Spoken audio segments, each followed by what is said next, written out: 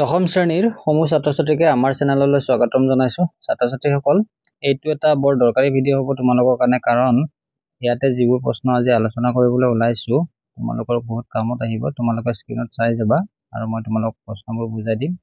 আৰু ইয়াতে যিবোৰ প্ৰশ্ন আজি মই তোমালোকৰ কাৰণে যুগুতাই ওলাইছো, ইয়াতে তোমালোকে টোটেল 20টা প্ৰশ্ন পাবা আৰু এই 20টা প্ৰশ্নৰে 20টাই আটাইকেইটা ভেৰি ভেৰি ইম্পৰ্টেণ্ট। সেয়ে ছাত্ৰ-ছাত্ৰীসকল, মই তোমালোকক আগ্ৰহ কৰিম যাতে তোমালোকে এই ভিডিঅ'টো প্ৰথমৰ পৰা শেষলৈ চাবলৈ যত্ন কৰা। ইয়াতে প্ৰথমটো প্ৰশ্ন চোৱা, what does the word language mein in the context of the poem. ইয়াতে কৈছে যে লেংগুৱেজ শব্দটোৱে কবিতাটোৰ কনটেক্সটত মানে কোনটো কথা বুজাইছে। Energetic, lazy, excited, frightened. তাৰপিছত 2 নম্বৰটোত চোৱা, in the poem the word emerald refers to a type of sea with a green colour, a gemstone, a bird. ছাত্ৰ-ছাত্ৰীসকল, এই দুটা প্ৰশ্নৰে উত্তৰটো স্ক্ৰীনত মই দি দিছো। এতিয়া 3 নম্বৰ আৰু 4 নম্বৰ প্ৰশ্নটো চোৱা। আমি পোনে পোনে 3 নম্বৰটোলৈ আহিছো। 3 নম্বৰটোত কি কৈছে চোৱা। তোমালোকক মই এই ভিডিঅ'টো অতি দৰকাৰী বুলি ইতিমধ্যে কৈছো, আৰু ইয়াতে সৰ্বমুঠ 20টা প্ৰশ্ন পাবা তোমালোকে, আৰু গোটেইকেইটা মনোযোগেৰে চাবা। 3 নম্বৰ প্ৰশ্নটোত সোধা হৈছে, ইয়াতে সোল মানে কি বুজাইছে। ইয়াতে সোল মানে হৈছে একমাত্ৰ, ঠিক আছে, একমাত্ৰ। আৰু কি লিখিব লাগিব এইটো মই তোমালোকক এনসাৰটো দি আছো। তাৰপিছত 4 নম্বৰটো চোৱা। 4 নম্বৰত কি কৈছে, the word inhabitant mein. Inhabitant মানে বাসিন্দা, সেইকাৰণে ইয়াৰ উত্তৰটো বি হ'ব। 2টা প্ৰশ্নৰ উত্তৰ মই স্ক্ৰীনত দি দিছো, তোমালোকে চাই লোৱা। 5 নম্বৰটো চোৱা তোমালোকে, what does blissfully mean in the line drifting blissfully. ইয়াতে আমাৰ 4টা অপশ্যন আছে, চাই লোৱা ইয়াৰে কোনটো হ'ব। তোমালোকে অলপ চিন্তা কৰা। তাৰপিছত আমি 6 নম্বৰটোলৈ আহিছো, ইন দ্য পয়েম অৰফান মিনছ। এই 2টা প্ৰশ্নই সহজ, তোমালোকে 2টা প্ৰশ্নৰে উত্তৰ কৰিব পৰা, নিজেই কৰিব পাৰিবা মই ভাবো। ইয়াৰে উত্তৰটো মই স্ক্ৰীনত দি দিছো, তোমালোকে চাই লোৱা। ছাত্ৰ-ছাত্ৰীসকল, ইয়াৰে 5 নম্বৰটোৰ উত্তৰ হেপিলি হ'ব, আৰু 6 নম্বৰটোৰ উত্তৰ এ চাইল্ড উইদাউট পেৰেণ্টছ। এতিয়া 7 নম্বৰটো চোৱা তোমালোকে। 7 নম্বৰত কি কৈছে, what does pattern mein in the context of I pattern of dust. ইয়াৰে অপশ্যন 4টা চোৱা, clean, arrange, create, design, destroy. তোমালোকে গেছ কৰা, মই উত্তৰটো দি আছো। তাৰ লগে লগে আমি 8 নম্বৰটো গৈছো। 8 নম্বৰটোত চোৱা, দ্য ৱৰ্ড হাষ্ট মিনছ। ইয়াৰে 2টা উত্তৰে মই তোমালোকক স্ক্ৰীনত দি দিছো, তোমালোকে নোট কৰি ল'বা। ছাত্ৰ-ছাত্ৰীসকল, ইয়াৰে 7 নম্বৰটোৰ উত্তৰটো মই লিখি দিছো, ক্ৰিয়েট, ডিজাইন, আৰু 8 নম্বৰটোৰ উত্তৰটো তোমালোকে নিশ্চয় দেখিছা। এতিয়া 9 নম্বৰটোত চোৱা, what does golden signify in the silence is golden. অৰ্থাৎ যিটো শাৰী আছে কবিতাটোত, চাইলেন্স ইজ গল্ডেন, এই কথাখিনি কি বুজাইছে, ইয়াৰ অৰ্থটো এইটো। 4টা অপশ্যন তোমালোকে গেছ কৰা, মই উত্তৰটো দি আছো। তাৰপিছত তোমালোকে 10 নম্বৰটো চোৱা, ইন দ্য পয়েম ট্ৰেংকুইল মিনছ। ইয়াৰে 2টা উত্তৰে মই দি আছো, তোমালোকে স্ক্ৰীনত চাই লোৱা। ছাত্ৰ-ছাত্ৰীসকল, 9 নম্বৰ আৰু 10 নম্বৰ উত্তৰটো তোমালোকক মই দি দিলো। এতিয়া 11 নম্বৰটোলৈ আহা। 11 নম্বৰত কি কৈছে চোৱা। ছাত্ৰ-ছাত্ৰীসকল, মই তোমালোকক 11 আৰু 12ৰ উত্তৰটো কৈ দিয়াৰ আগতে তোমালোকক মই এটা কথা জনাই থওঁ যে এই ভিডিঅ'টোত যিখিনি প্ৰশ্ন বনোৱা হৈছে, এইখিনি প্ৰশ্ন তোমালোকে ইমান সহজে বেলেগত নাপাবা।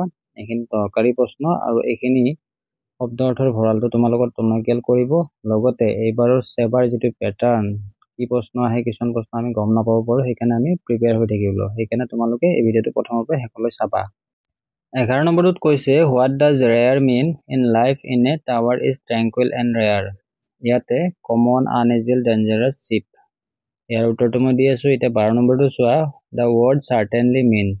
ইয়াতে কবিতাটোত থকা চাৰ্টেনলি শব্দটোৱে কি বুজায়। তোমালোকে 11 আৰু 12টোৰ এনসাৰটো ক'ব পাৰিবানে? স্ক্ৰীনত চাই লোৱা, তোমালোকে মই দি দিছো। ইয়াৰে 11 নম্বৰৰ উত্তৰটো আনইউজুৱেল, আৰু 12 নম্বৰৰ উত্তৰটো ডেফিনেটলি। এতিয়া আমি 13 নম্বৰটোলৈ আহিছো। What does bright refer to in bright hair. ইয়াৰে উত্তৰটো কি হ'ব, তোমালোকে নিশ্চয় ধৰিব পাৰিছা, চাইনি হ'ব। আমি এতিয়া পোনে পোনে 13 নম্বৰলৈ যাম, 14 নম্বৰলৈ যাম।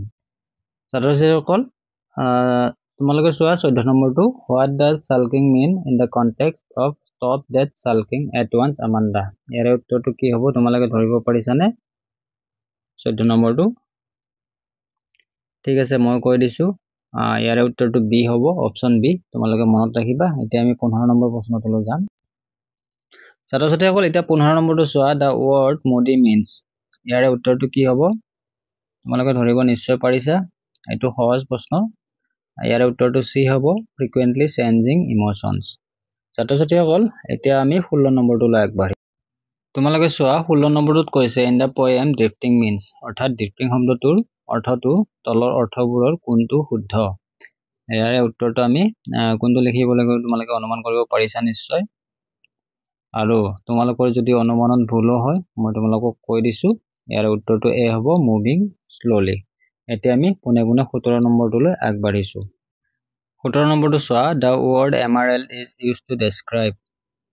ইয়াতে এমাৰেল্ড বুলি যিটো শব্দ ব্যৱহাৰ কৰা হৈছে এই শব্দটোৱে কোনটো বস্তুক বুজাইছে এইটো তোমালোকৰ কাৰণে অতি সহজ। ইয়াৰে উত্তৰটো কি হ'ব, অপশ্যন এ।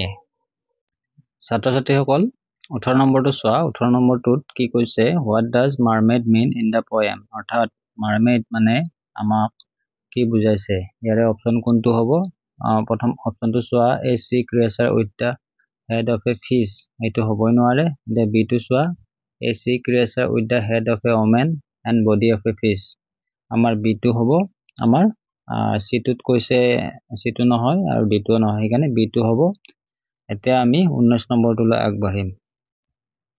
ছাত্ৰ ছাত্ৰীসকল এবাৰ 19 নম্বৰটো চোৱা, ইয়াতে কি কৈছে, what does nag mean in the context of any one would think that I nag at U.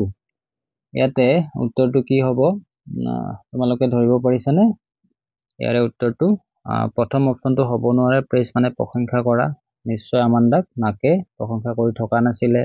তাৰপিছত বি নম্বৰটোত কি কৈছে, এনকাৰেজ মানে উৎসাহিত কৰা, এইটোও হ'ব নোৱাৰে। এতিয়া চি নম্বৰটোত কি কৈছে, কমপ্লিমেণ্ট দিয়া, তুমি বৰ ভাল কাম কৰিলে, এনেকুৱা ধৰণৰ কমপ্লিমেণ্ট নহয় জানো, এইটোও হ'ব নোৱাৰে। তেতিয়াহ'লে অপশ্যন কি বাকী থাকিলে, ডি টু, স্কল্ডেড, নেগ মানে স্কল্ডেড মানে গালি পৰা। এতিয়া আমি পোনে পোনে 20 নম্বৰটোলৈ আগবাঢ়িছোঁ। ছাত্ৰ ছাত্ৰীসকল 20 নম্বৰটো চোৱা, in the line a mermaid drifting blissfully, what does drifting mean. ইয়াৰ উত্তৰটো কি হ'ব তোমালোকে অনুমান কৰা, ঠিক আছে। ইয়াৰ উত্তৰটো কি হ'ব, বিশেষকৈ এই লাইনটোত উত্তৰটো কি হ'ব, মুভিং এমলেছলি হ'ব, ঠিক আছে। ছাত্ৰ ছাত্ৰীসকল এই ভিডিঅ'ত মই তোমালোকৰ কাৰণে আমান্দা নামৰ কবিতাটোৰ পৰা 20টা বিশেষকৈ শব্দ অৰ্থক কেন্দ্ৰ কৰি তোমালোকৰ কাৰণে 20টা নতুন ধৰণৰ প্ৰশ্ন যুগুতাই ওলাইছোঁ। এই প্ৰশ্নখিনি যদি তোমালোকে মনোযোগেৰে চোৱা তেনেহ'লে নথৈ তোমালোকে নিশ্চয় ইয়াৰ পৰা উপকৃত হ'বা। আৰু ছাত্ৰ ছাত্ৰীসকল তোমালোক যদি আমাৰ চেনেলত নতুন নাইবা তোমালোকে যদি আমাৰ চেনেলটো ছাবস্ক্ৰাইব এতিয়াও কৰা নাই তেনেহ'লে আশা কৰোঁ তোমালোকে আমাৰ চেনেলটো ছাবস্ক্ৰাইব কৰিবা, লগতে বন্ধু বান্ধৱৰ লগতো আমাৰ ভিডিঅ'বোৰ শ্বেয়াৰ কৰিবলৈ নাপাহৰিবা। ছাত্ৰ ছাত্ৰীসকল আজিলৈ এই ভিডিঅ'টোত এইখিনিয়ে, তোমালোকৰ ভাল হওক, ধন্যবাদ।